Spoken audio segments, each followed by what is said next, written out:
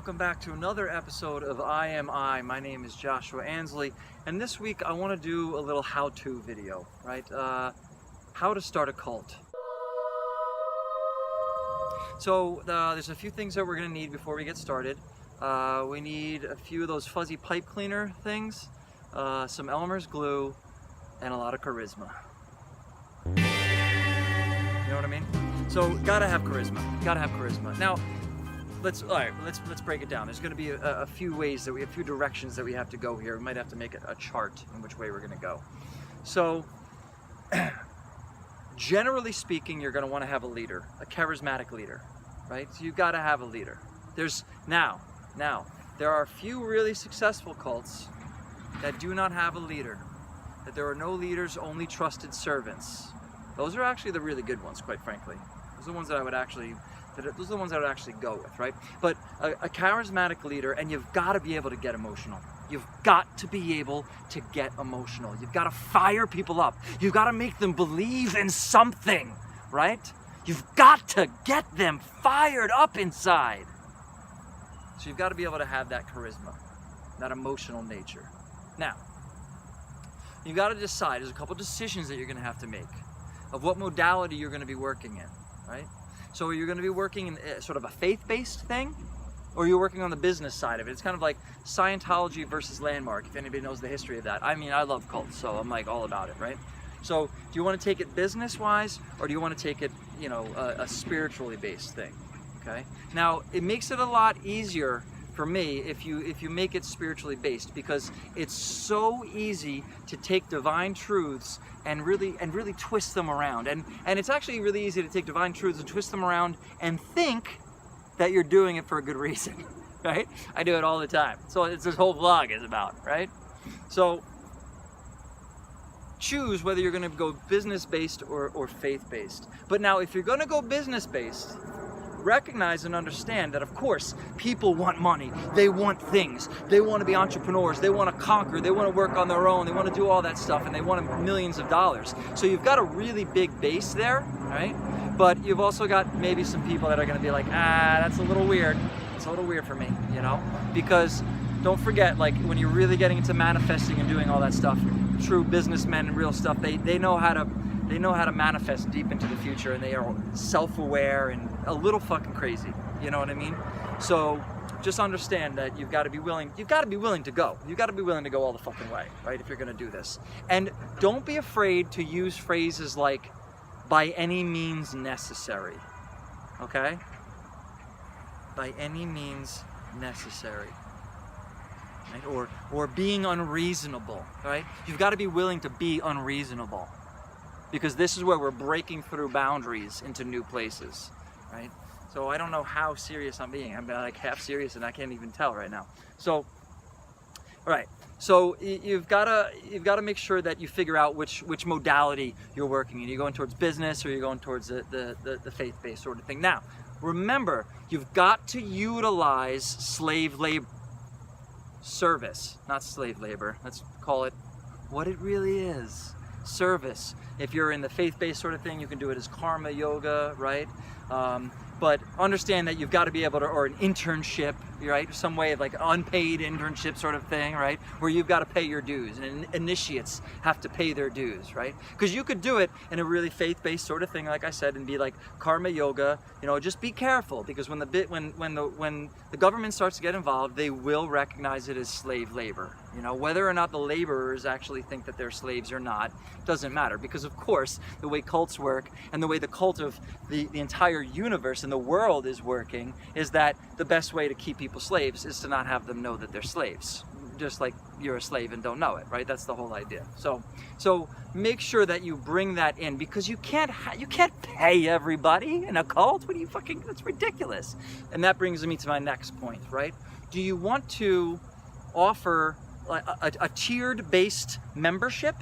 Tiered like Lacrimose, not like Lacrimose, although there will be a lot of tiers, right? There will definitely be a lot of tiers. So prepare yourself for that. Your tiers and other people's tiers. You've got to be able to sit there with other people's tiers. If you're a little bit of a sociopath, so you figure out if you want a tiered membership, right? And like sort of a Scientology kind of thing, or something where Offer them a little bit of the carrot down here at the end. Give them a little taste in the beginning. Give them a little something, right? And this is where divine truths come in, where you can really smack them around a little bit. And of course, we're going to be preying on the weak and the wounded. I mean, like, let's be real here. We can't do anything. If we're selling something, we really got to be preying on the weak and wounded anyway, right? I'm totally preying on the weak and wounded. That's the way we got to go. You have to have people believe that they don't have everything that they need in order to sell them something. So you've got to have some sort of service. Now, I do believe that as a service or a product as part of the cult, have a good one. Like, come on, don't just have yourself set up for a disaster right off the beginning. Like, do the fucking work. Get yourself a good product, with a good leader, with a good charisma, and get yourself an outline for some sort of schooling or technique or whatever it is that you're gonna fucking do, right? And have that as a product or a service to offer your people. Don't just be a total fucking douchebag. Don't be able to see right through it, because you've got to be able to have people thinking that you're full of shit. Because you are, first of all, right? Let's be real. We're all full of shit. And you've got to be willing to have people call you out and be full of shit. And make sure you watch how you respond back to it. Oh, here's another thing. If you don't have to have it be based on your personal teachings, it really puts a nice buffer, right? So what I mean by that is, we go on the hero's journey. We come back with gold and it turns to ashes. That's what happens. You cast your pearls in front of swine. They're not going to understand. So you've got to recognize that, right? So if you don't have it on your own teachings, and you could put it on the teachings of, I don't know, like Jesus Christ or Krishna or, some ancient Apache grandfather figure or something like that, where you could say like, hey, this is what I was taught, because people do love a little humility, right? They really do love. You've got to be able to have this beautiful mix of arrogance and cockiness, but really like, I don't know anything, right? I don't know anything, and I'm just, definitely always step back from that space to be like, see, I told you I don't know anything. You've got to be really kind of flip-floppy and say enigmatic things that don't really make sense, so people can be like really confused. You gotta smack them around, confuse them, dodge, a little bit, and then come in for it, right? And when they start to catch you, move and dodge and be like, see, but I told you I don't know anything, right? And you gotta set these things up, because people are gonna come back and try to catch you in their black and white thinking and thinking they know what they're talking about, right? And be like, but you said, and you'd be like, yes, I did. And then bust out some other divinely inspired, weird-ass, enigmatic, paradoxical statement that doesn't make any sense, right? So make sure you do that. So if it's not your teachings, if it's going to be your teachings, that's great. But just know that you're going to have to deal with a lot of that shit. You're going to catch a lot of flack, right? The IRS and all sorts of government organizations are going to be on your ass, when you start doing that shit. So just be aware of that, right? So what else have we got? Okay. Listen, fear is a great motivator. Now, we definitely want to work out of love, right? We want to be able to recognize, remember that I said that you're preying on the weak, right? You're definitely preying on the weak. So you've got to have them in a space. You've got to be able to draw the people in that are on the fringe, the people that are not accepted, right? And you've got to offer them a home. You got to offer them a home, but make sure that when you do this product, that whatever that you're giving, right, it's pretty much generally a basis of like self-growth and self-worth is a good place to start, because that way, if they fail, you can't have a tangible, real product to say, a way to measure it. You can't really quantify it. So when they fail and they don't get it, you could be like, well, they didn't want it well enough.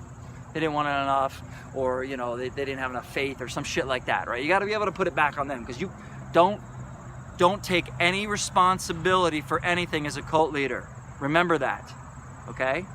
This is all on them. You're putting this on them.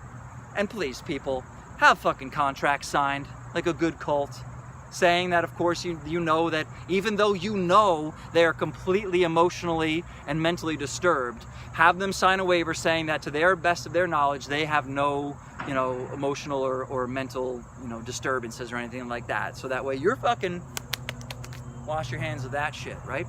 And so we've got to be able to prey on their fear. So while what you want to do is give them it's a push and pull, right? Again, this is you can learn a lot from real narcissists, right? Usually a good cult leader is probably going to have a big narcissist, personality. So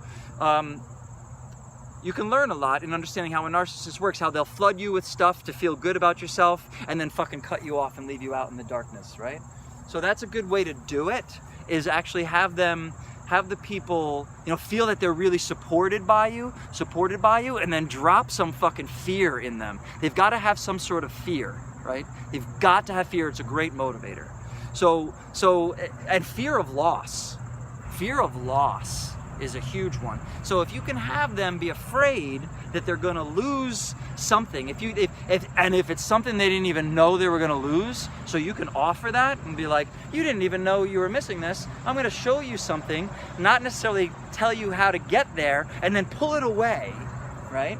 So that then they were like, well, no, I want that. So they have to then come into your cult and figure out. And again, this is where I was talking about the finances too. Do you want I didn't really finish. Do you want the tiered base thing, so that you have to go deeper into the different programs like Scientology or Landmark or something like that?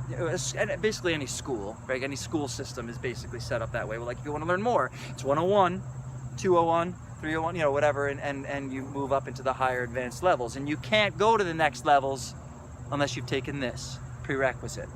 Come on. You can't do that. You don't understand, right? So you can't. So you can have that tiered level, or you can just, it is a little more difficult because it's taking a risk, but you can just go on donations. You can just go on donations and just fucking give your shit away. Give your shit away, and then you can figure out. But really, it's kind of a mix between the two. If you can really do the duo dance, and do a little mix of it, so that way you can offer some products and be like, hey, well, we have to sell this. We can't give it away because we have to support the school in some way, or the system, whatever you want to call it. I didn't want to use a non-secular term for it, because you got, depending on what you're doing, right?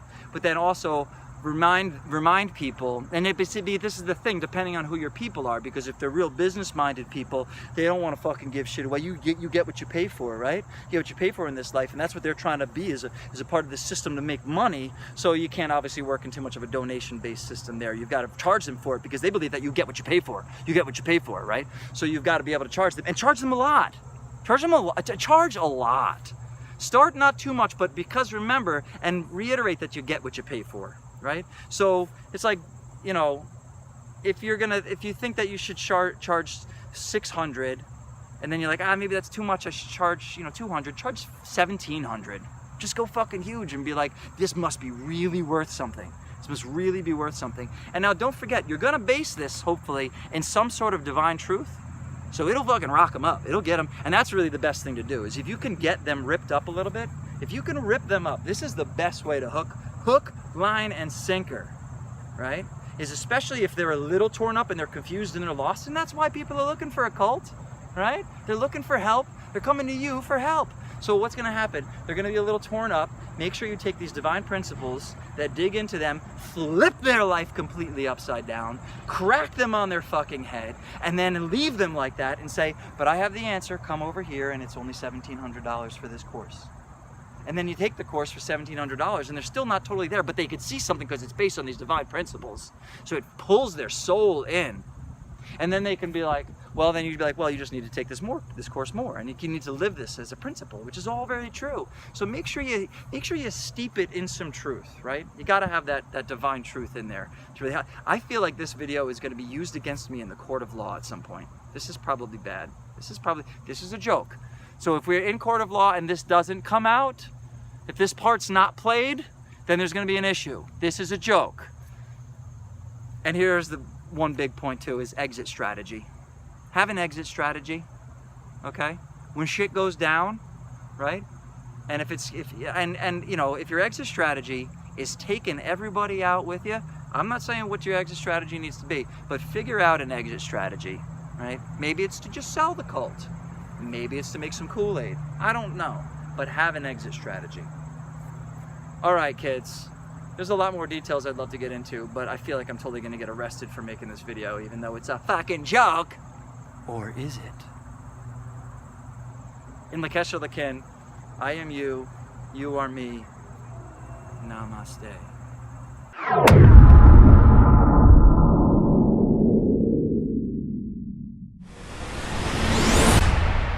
What? Too much?